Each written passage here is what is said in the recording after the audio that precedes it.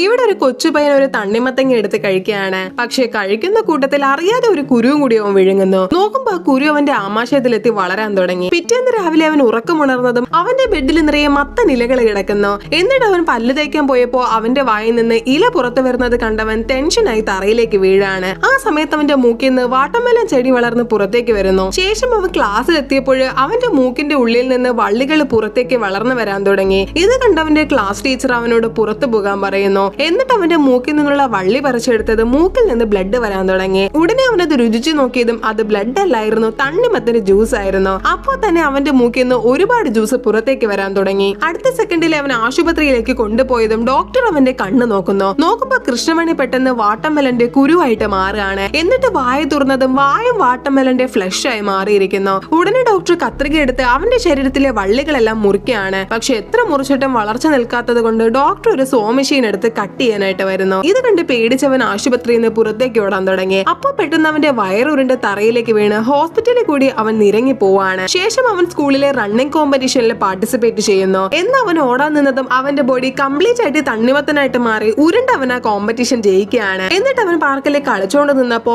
ഊഞ്ഞാലിൽ നിന്ന് അവൻ തെറിച്ച് തറയിലേക്ക് വീണതും അവന്റെ ബോഡി മുഴുവൻ ഒരു തണ്ണിമത്തനായിട്ട് മാറി പൊട്ടിപ്പോകുന്നു. ഉടനെ ഇത് കണ്ട കുറച്ച് കുട്ടികൾ ഓടി വന്ന് ആ തണ്ണിമത്തനെടുത്ത് കഴിക്കാൻ തുടങ്ങി.